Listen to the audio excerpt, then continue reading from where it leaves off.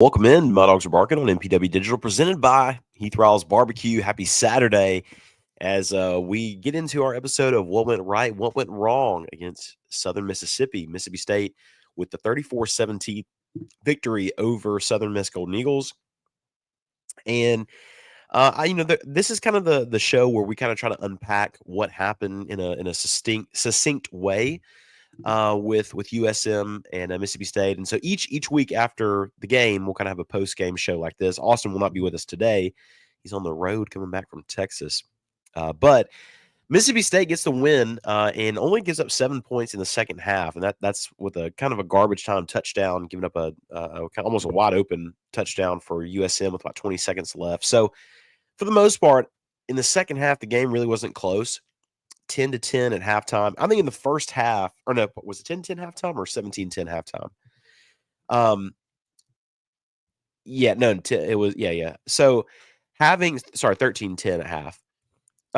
Having Mississippi State kind of going into the third quarter, I think a lot of fans were fairly nervous. Like State just was not playing really well early in the game.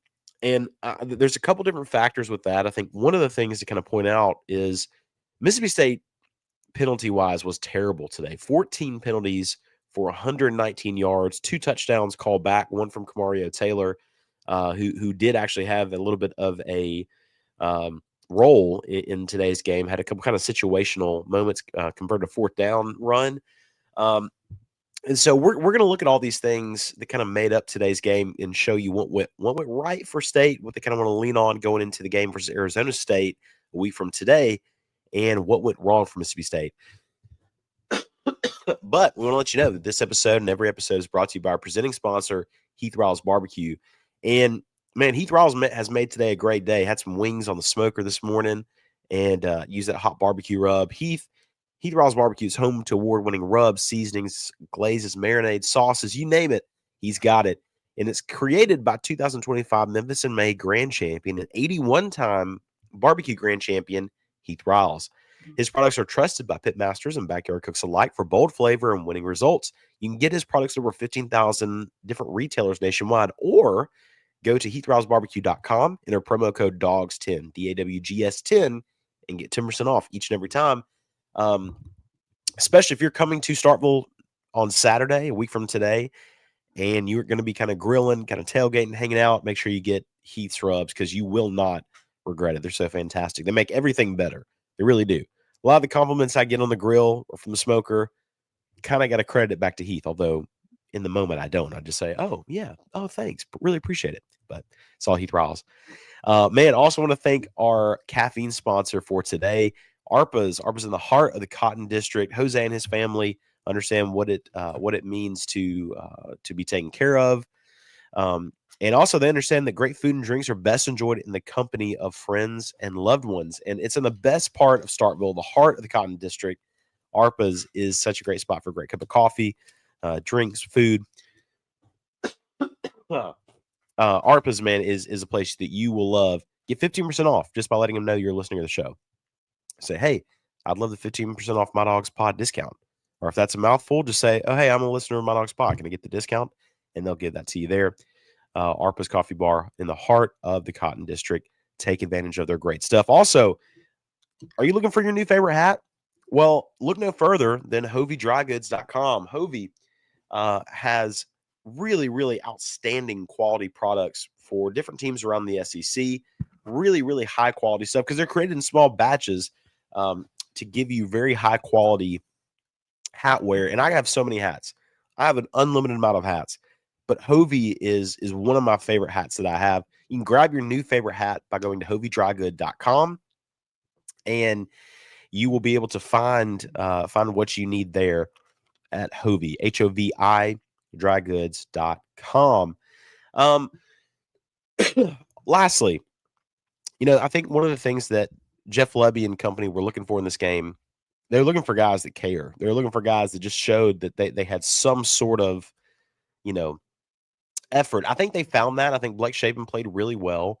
I think the running game play what was really, really good throughout. A couple of those guys really showed they care. Another place you're going to find great care is with ENT Physicians of North Mississippi. and we're presented by them as the largest private ENT practice in the state. Their goal is simple: deliver fast, expert, and comprehensive care for patients of all ages with ENT, allergy, sinus, dizziness, balance, and voice-related needs. With same-day or next-day appointments with ENT urgent care for that annoying cough or sore throat. I need to go visit them. In-office CT scans, same-day allergy testing, and access to their comprehensive audiology team offering a full range of services from hearing aids and custom hearing protection to potential surgical options. ENT physicians of North Mississippi are committed to removing barriers to care. They now have new locations in New Albany and Starkville, in addition to Tupelo, Corinth, and more. Get more details at ENTNorthMississippi.com or call 662-844-6513. So what went right, what went wrong for Mississippi State in this game? I think that the thing that's kind of easy to look to, let's start with the right. The defense overall played really well today. Defensively, I mean, kind of look at the total stats. I mean, again, Southern Miss kind of had some garbage time yards, but even with that, they only had 102 yards rushing, 199 yards passing, so a total of 301 yards. State's defense in the secondary, I thought actually played really well. Kelly Jones played well. Diego Broomfield had some good moments, and they were without cornerback number 2, Jet Jefferson today, and still I feel like they played really well. A part of that too was that the defensive line finally got some pressure. They finally applied pressure to the quarterback. Will Whitson looks like he was a really, really good get for David Turner and for this defense overall. Really, really liked him. Isaac Smith led the team in tackles along with Jalen Smith. Malik Silla, I thought, really played well. I thought he really did a good job of applying some pressure. Red Hibbler didn't seem like he played a lot of snaps, but the snaps he did get, he had a really, really good quarterback pressure on Braxton. And overall, just I feel like the defensive line showed they could play well and applied some pressure that we did not see at all, even against Western Kentucky. Last season, Brandon Jennings, I think he led the team in tackles for loss, and I want to say it was single digits. So it was something like 6 or 7. Will Whitson had 2.5 this game. So State showed that they're able to get some pressure on the quarterback. And they only gave up 10 points in the first half, 7 points in the second. Like, the defense overall played really well. I got to be honest, if the offense was clicking and some of these mistakes, I mean, I want to say they had 12 offensive penalties. You cut that in half. I think this game, State might have hung 48 on them, because at least 2 touchdowns got taken off the board. So looking at that, State really did a good job on figuring out the defensive thing. Now, there are some moments, like there's a 3rd and short where there was 3 down linemen. That stuff will drive you crazy because it just doesn't make sense. And in life, like in general, I want to be able to say, you know what, maybe I don't know what's best, especially in coaching and football. I don't know, like why coaches do the things they do. But I just don't understand in 3rd and short why you would choose to put 3 down linemen and then, are not surprised whenever, it's 3rd and 2, you put 3 down linemen that they pick up a first down with ease. I don't get that. However, I think it was very clear Paul Rhodes and Mike McIntyre, 2 former head coaches at the Power 4 level, are going to be able to help this defense. And, say what you want about Coleman Hutzler, the staff overall is better compared to last season for sure. I think that's clear. You hold Southern Miss only to 17 again with the kind of the garbage time touchdown. I think you should be happy. And it kind of gives you some confidence going into the Arizona State game. Now, moving from the defense, another place where I feel like things went right, Mississippi State's wide receivers look really good in this game. Brennan Thompson looks the part. 7 catches for 92 yards. Had that big 52-yard catch. He also had the really big catch, the touchdown that got called back because of the holding penalty by Anthony Evans III. Speaking of Anthony Evans III, did you know, even after just one game, he's only 5 catches away from his career high in a season? And that was last season. He had 9 catches last year at Georgia. He's got 4 in this game for 36 yards. I really liked him. A lot of speed. Seydou Traore, again, looked really good. 5 catches, 77 yards, had that 55-yard catch for a touchdown in the first quarter on the 5th play, I believe. Sadie Traore is going to be a weapon for this team. Another right thing for Mississippi State, the running game is really, like we talk about the receivers, the running game is really going to lead the way for Mississippi State this year. The running game with 8 different people touching the ball averaged a hair under 5 yards, and Davon Booth and Bothwell both averaged almost right at 5 yards per carry. They both looked really good. Johnny Daniels averaged 7 yards per carry. He only touched the ball 4 times, but he really looked explosive.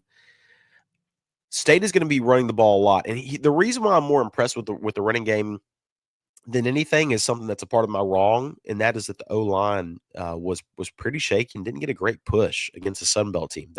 We'll save that for a second here for the wrong portion of the show. But even with that, and if you noticed, a lot of those, like the inside zones where you're running in between the tackle and the guard, that was not working well for Mississippi State. When they ran off tackle, that's where a lot of the yards came from with Booth and Bothwell and Daniels. It looks like that's going to be kind of the bread and butter for what'll get yards, because the push for the interior of the offensive line is just not there. And maybe that comes with, shifting guys around. Luke Work was out, but that's one guy, man. Like, you ought to be able to push around a team like this. And they just didn't in the first half. The second half, again, there was better things. But overall, the running game is going to lead the way for this team. And it took them 4 games to get the running game going last year, and this year they already have it in week number 1. Even last year versus Eastern Kentucky, State didn't look great running the ball, but you have to be impressed with what they had this time around. Had a 277 yards passing, 188 yards rushing. Again, 119 yards of penalties for Mississippi State. That's bad, man. That's really, really bad. Really only 1 turnover. It was the interception that Mississippi State had, that Traore was not able to kind of wrestle the ball away there in the first quarter. But overall, a lot of things went right for Mississippi State in this game, and I think there's some good things to look at. Now, here's what went wrong for Mississippi State. Offensive penalties were horrible. I mean, really, really shaky all throughout. The holding penalties, I think there's 3 different illegal formation calls. There's a couple of false starts that were mixed in there. State really, really looked disheveled on the offensive line. And a part of that is they're eventually going to get Blake Shapen hurt if they do not fix whatever's going on. Shapen already looked pretty slow to get up on a couple of hits he took. Blind side, getting hit from behind on his blind side. Where he fumbled the ball, I think that was there in the third quarter. I really am concerned about Mississippi State's offensive line, because if that's what happened versus the Sun Belt team, what is going to happen on Saturday versus Arizona State, or later whenever they play Tennessee or, Georgia, these other teams? It's going to be really, really bad.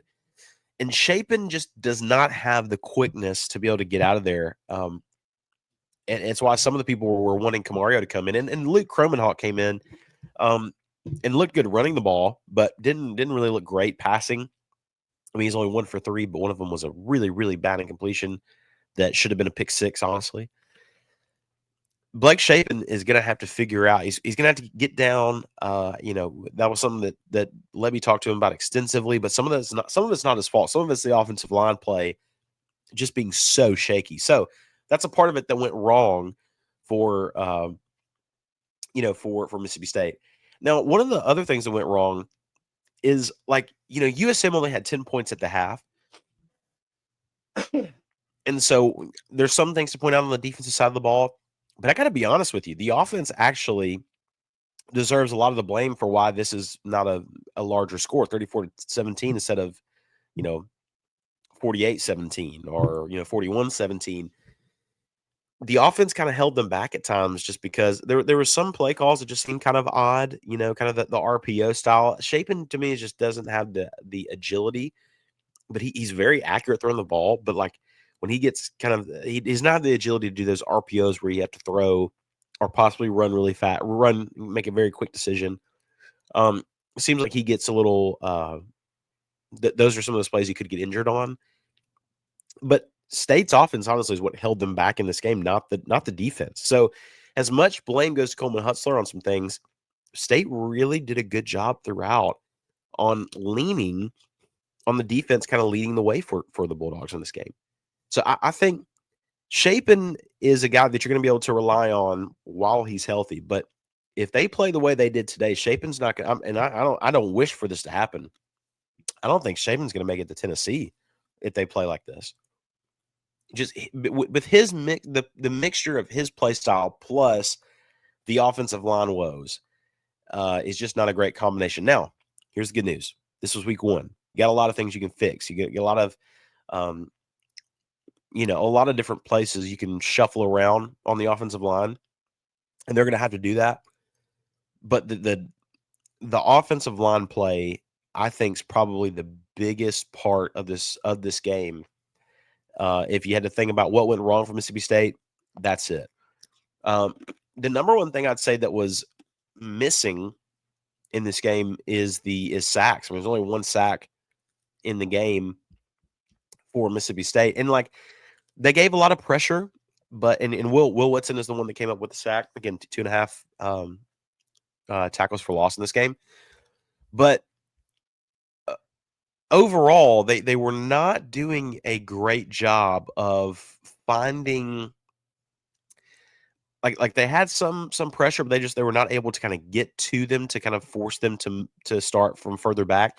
And next week versus Sam Levitt and company, State's defense is really, really going to be challenged. So sacks to me is what was missing. One thing I am interested in, I thought that was an improvement, is I liked Jere Bledsoe being there as the nose guard for Mississippi State. The transfer from Texas. I thought he played really well.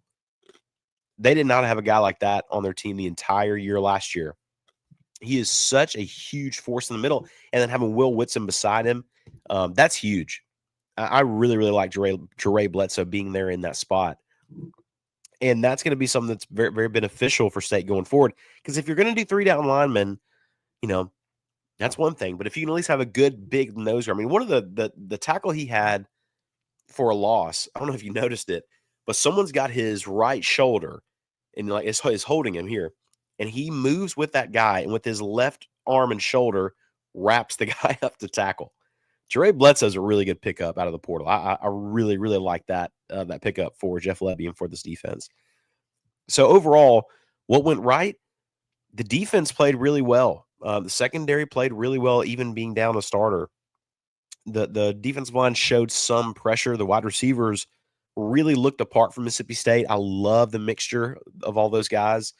Plenty of guys to be able to catch the football. The running game is going to lead the way for Mississippi State from what it looks like.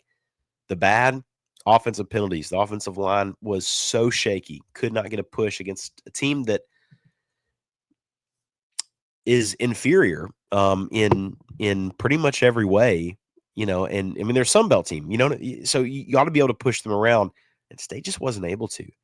So I'm looking forward to see where things go from here. Saturday is going to be a game versus Southern Miss. Versus Arizona State in Starkville. We'll be there to cover it in person. We were not there in person today. I got some sickness, man. I'm trying to get it gone. So I don't infect some folks. So, and we'll kind of see from there. But tell me what your thoughts were in this first game for Mississippi State. A lot of anticipation, I can't remember more discussion about Mississippi State football in the offseason than this year. So tell me what you thought in the comments below, or tag us on Twitter, just at MyDawgsPod. I would love to hear it. I wanted to go ahead and get this out so you guys can enjoy the rest of your day watching football. But tell me, in your opinion, what went right for Mississippi State and what went wrong, and then tell me if there was something missing for Mississippi State in their 34-17 win over Southern Miss. I'll tell you, a day like today, they really do miss having a Josh Moten, just an extra guy back there in the secondary. But overall, State looked good. I think the biggest concern is the offensive line. Can they keep shape and healthy? Which, to be honest with you, before the game started, I think we would have said the same thing. The other question we would have had is, can the defense, how will this defense do after such a poor job last season? I think the defense impressed compared to what could have been entering the game compared to what they kind of left with. And Braylon Braxton, you got to remember, That's a championship winning quarterback in the Sun Belt. Like, he's not just, I understand he's a Sun Belt player, but like he can play. So, but so can Sam Levitt next week. So I'm interested to see what will happen in Davis Wade. Thank you guys as always for listening to the show. And man, here's some messages from MPW Digital. And man, very excited to finally kick off week number 1 of college football. All MPW digital podcasts are brought to you by our friends at Parish Brewing Company, located in the heart of Cajun country in Broussard, Louisiana. Parish Brewing Company's simple goal is to make awesome craft brewed beer, and they do it remarkably well. The doctor is introducing their new go-to IPA, Dr. Juice. It's a highly crushable juice bomb, dry hopped with a blend of their favorite hand-selected hops from the Yakima Valley in Washington. Dr. Juice's drinkability is sneaky good, considering it clocks in at 6% ABV. The pour glows a rich cantaloupe hue with a thick frosted haze, soft mouthfeel, an aroma and taste that's full of passion fruit, papaya, and blood orange, making it drink like a glass of freshly squeezed juice. They also have Ghost in the Machine. It's a double IPA brewed with obscene quantities of hand-selected Citra hops from Yakima Valley. Expect pungent grapefruit flavors and aromas, tropical fruit, less harsh bitterness than most IPAs. Again, it's Parish Brewing Company. Wherever you get your beer, check out Parish. Make sure that you look for them, because any beer that you get from Parish is going to be absolutely outstanding. Thank you from MPW Digital. To finish today, who is the player of the game? A lot of good players for Mississippi State in this game. A lot of different people I feel like to choose from. I felt like Davon Booth had a really good game. Traore really did a good job of kind of bringing in some excitement for the game. Isaac Smith was all over the place, kind of being almost like a helpful QB spy for Braylon Braxton. The player of the game for me, though, is Blake Shapen. 270 yards, a touchdown. He didn't have an interception. I don't feel like it was fully on him. And overall, like, whenever State needed a first down, Shapen had the confidence and the wherewithal and the toughness to kind of shake off injuries and take care of business for the Bulldogs. And if you look at it this way, Mississippi State's already halfway to their season total of wins from last year. So things might be looking up for the Bulldogs. But as always, man, we thank you guys so much for listening to My Dogs Pod on MPW Digital, presented by Heath Riles Barbecue. We'll holler at you guys next time, and we'll see you on Monday.